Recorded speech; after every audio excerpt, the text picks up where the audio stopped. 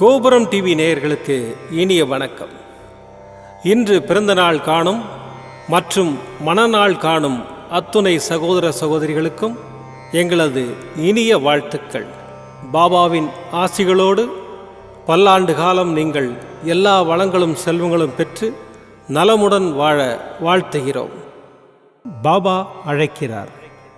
அவரின் பொன்மொழிகளை கேட்பதற்காக, நம் பிரச்சனைகளை தீர்த்து வைக்கும் அற்புதமான கூட்டு பிரார்த்தனை செய்வதற்காக, மேலும் மனம் ஒருநிலைப்படவும் மனம் அமைதி பெறவும் அற்புதமான தியானம் செய்யவும் பாபா அழைக்கிறார். பாபா நம் கரங்களை பிடித்து அழைத்து சென்று அற்புதம் நிகழ்த்தவிருக்கிறார்.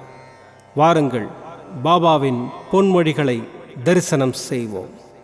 அன்பு குழந்தையே, திசை தெரியாமல் அலைந்து திரிந்து கொண்டு இருந்த உன்னை இன்று எனது நேரடி பார்வையில் வைத்திருக்கிறேன். தன்னம்பிக்கையோடு இரு. எதிர்பார்த்தது கிடைக்கவில்லை என்றால் எதிர்த்து போராடு. பயந்து ஒளியாதே. எதற்காகவும் பயப்பட வேண்டிய அவசியமில்லை. ஆசை, இன்பம், துன்பம், துயரம் இதற்கு முடிவு இல்லை. இதையெல்லாம் தாண்டி வந்தால்தான் நீ தேடி வந்த அற்புதமான சுகங்கள் உனக்கு கிடைக்கும். அன்று என்னை நீ முழுவதுமாக புரிந்து கொள்வாய். விரும்பிய வாழ்க்கையை நீ புரிந்து கொண்டு, பிறகு ஏற்றுக்கொண்டு, அனைத்தையும் சகித்து கொண்டு கடந்து வந்து விட்டாய். இனி கவலை எதற்காக? எதற்காக இந்த பயம்? நான் இருக்கிறேன். எவ்வளவு வேதனை, எவ்வளவு துயரங்கள், இதில் இருந்து எல்லாம் மீண்டு வந்திருக்கிறாய். உன்னை கைவிடுவேனா? இனி நடக்கப் போவதை பார்த்து வியக்கப் போகிறாய். தைரியமாக இரு.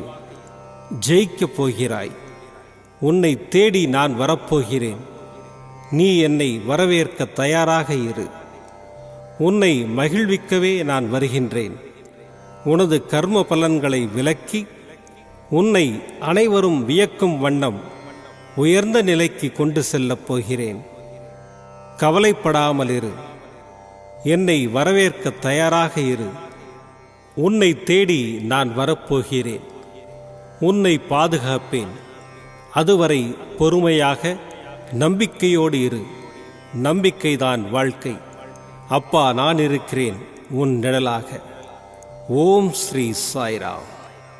பாபாவின் அற்புதமான பொன்மொழிகளை தரிசனம் செய்தோம். அடுத்த நிகழ்வு கூட்டு பிரார்த்தனை. நம் மனநலன் சார்ந்த பிரச்சனைகளுக்காகவும், உடல் நலன் சார்ந்த பிரச்சனைகளுக்காகவும் மற்றும் நம் அனைத்து விதமான பிரச்சனைகளுக்காகவும் சாய்நாதரிடம் கூட்டு பிரார்த்தனை செய்வோம். வாருங்கள், இந்த அற்புதமான கூட்டு பிரார்த்தனையை செய்வோம். பிரார்த்தனாஷ்டகம். 8 பிரார்த்தனைகள். சாந்தமான மனம் கொண்ட சாயிநாதரே, அறிவின் சிகரமே, அன்புள்ளம் கொண்டவரே, கருணை கடலே, உண்மையின் இருப்பிடமே, மாயை என்னும் இருளை அகற்றுபவரே, ஜாதி மத பேதங்களுக்கு அப்பாற்பட்டவரே, எங்களின் புரிந்து கொள்ளும் திறமைக்கு அப்பாற்பட்டவரே, அன்பின் இருப்பிடமே, ஷீரடி வாழ் இறைவனே, என்னை காப்பாற்றும், என்னை காப்பாற்றும். ஞான சூரியனே, ஞானத்தை வழங்குபவரே, பக்தர்களின் மனங்களில் உலவிடும் பரமஹம்சரே, அனைத்து நன்மைகளுக்கும் காரணமானவரே, தங்களை சரணடைந்தவரை காப்பவரே, படைக்கும் தொழில் புரியும் பிரம்மாவும் காக்கும் கடவுளான விஷ்ணுவும் நீங்களே.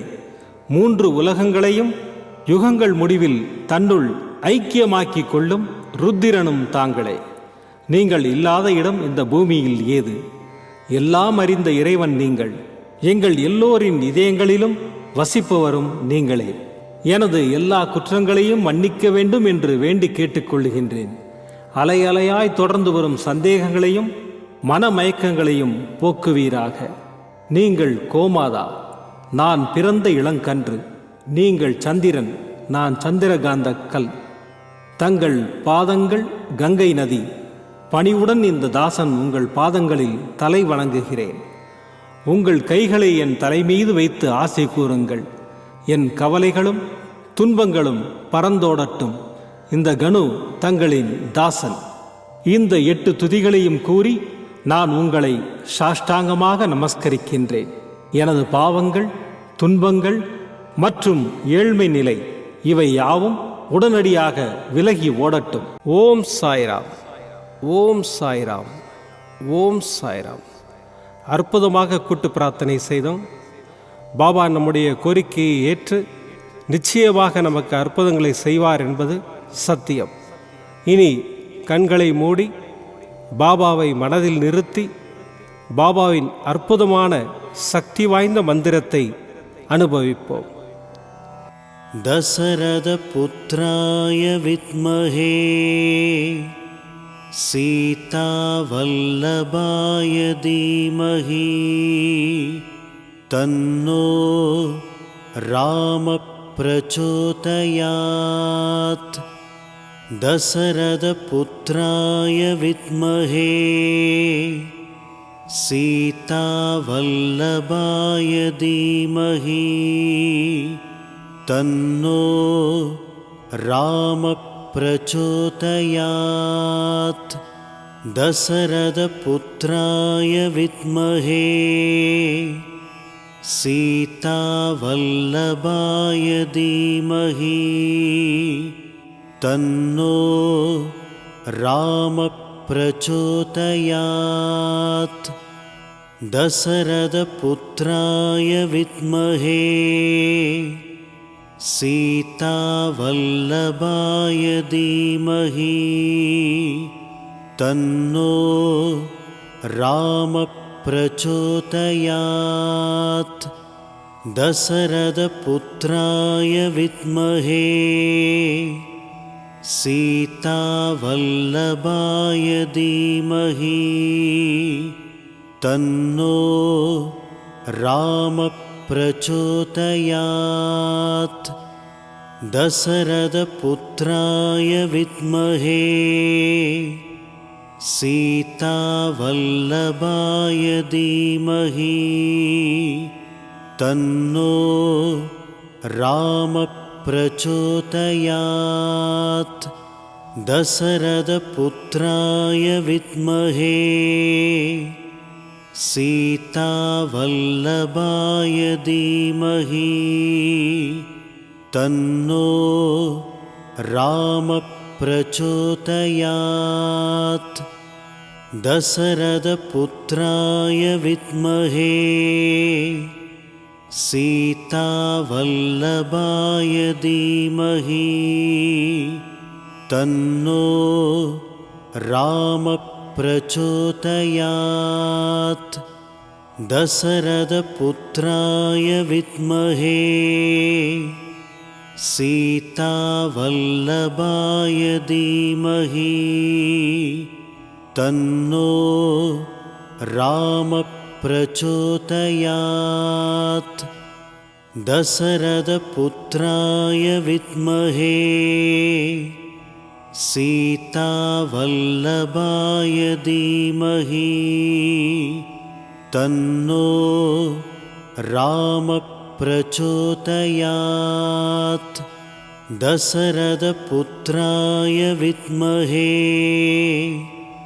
சீதா வல்லபாய தீமஹி தன்னோ ராம பிரச்சோதயாத். தசரத புத்ராய வித்மஹே சீதா வல்லபாய தீமஹி தன்னோ ராம பிரச்சோதயாத். தசரத புத்ராய வித்மஹே சீதா வல்லபாய தீமஹி தன்னோ ராம பிரச்சோதயாத். தசரத புத்ராய வித்மஹே சீதா வல்லபாய தீமஹி தன்னோ ராம பிரச்சோதயாத். தசரத புத்ராய வித்மஹே सीतावल्लभाय धीमहि तन्नो रामः प्रचोदयात्। दशरथपुत्राय विद्महे सीतावल्लभाय धीमहि तन्नो रामः प्रचोदयात्। दशरथपुत्राय विद्महे सीतावल्लभाय धीमहि तन्नो रामः प्रचोदयात्। दशरथपुत्राय विद्महे सीतावल्लभाय धीमहि तन्नो रामः प्रचोदयात्। दशरथपुत्राय विद्महे सीतावल्लभाय धीमहि तन्नो रामः प्रचोदयात्। दशरथपुत्राय विद्महे सीतावल्लभाय धीमहि तन्नो रामः प्रचोदयात्।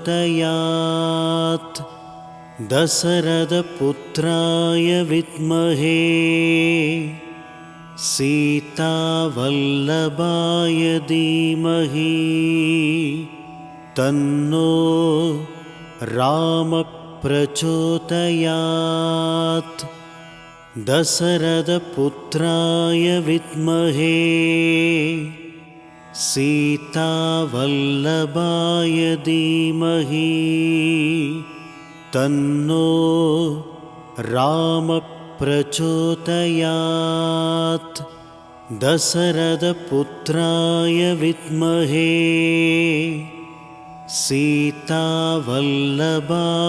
धीमहि तन्नो रामः प्रचोदयात्। दशरथपुत्राय विद्महे सीतावल्लभाय धीमहि तन्नो रामः प्रचोदयात्। दशरथपुत्राय विद्महे सीतावल्लभाय धीमहि तन्नो रामः प्रचोदयात्। दशरथपुत्राय विद्महे सीतावल्लभाय धीमहि तन्नो रामः प्रचोदयात्। दशरथपुत्राय विद्महे सीतावल्लभाय धीमहि तन्नो रामः प्रचोदयात्। दशरथपुत्राय विद्महे सीतावल्लभाय धीमहि तन्नो रामः प्रचोदयात्। दशरथपुत्राय विद्महे सीतावल्लभाय धीमहि तन्नो रामः प्रचोदयात्। दशरथपुत्राय विद्महे सीतावल्लभाय धीमहि तन्नो रामः प्रचोदयात्। दशरथपुत्राय विद्महे सीतावल्लभाय धीमहि तन्नो रामः प्रचोदयात् दशरथपुत्राय विद्महे सीतावल्लभाय धीमहि तन्नो रामः प्रचोदयात् दशरथपुत्राय विद्महे सीतावल्लभाय धीमहि तन्नो रामः प्रचोदयात् दशरथपुत्राय विद्महे सीतावल्लभाय धीमहि तन्नो रामः प्रचोदयात्. மீண்டும் நாளை காலை இந்த அற்புதமான பாபா அழைக்கிறார் நிகழ்ச்சியில் சந்திப்போம். நன்றி, வணக்கம். விதம் விதமான பக்தி நிகழ்ச்சிகளை உங்களுக்காக தந்து கொண்டிருக்கிறது உங்கள் கோபுரம் டிவி. உங்களுக்கு பிடித்த நிகழ்ச்சிகளை லைக் செய்யுங்கள், உங்களுக்கு பிடித்த மாணவர்களுக்கு ஷேர் செய்யுங்கள். மேலும் சப்ஸ்கிரைப் செய்வதோடு மட்டுமல்லாது அருகில் இருக்கும் பெல் பட்டனை கிளிக் செய்து கோபுரம் டிவி நிகழ்ச்சிகளை உடனுக்குடன் தெரிந்து கொள்ளுங்கள். மற்றும் ஒரு மகிழ்ச்சியான செய்தி, கோபுரம் டிவி ஆப்பை கூகுள் பிளே ஸ்டோரில் ஃப்ரீ டவுன்லோட் செய்து கோபுரம் டிவி நிகழ்ச்சிகளை தொடர்ந்து கண்டுகளியுங்கள், பாருங்கள், ரசியுங்கள், பரவசமடையுங்கள். gopuramtv.com. பக்தி பக்திமயம்.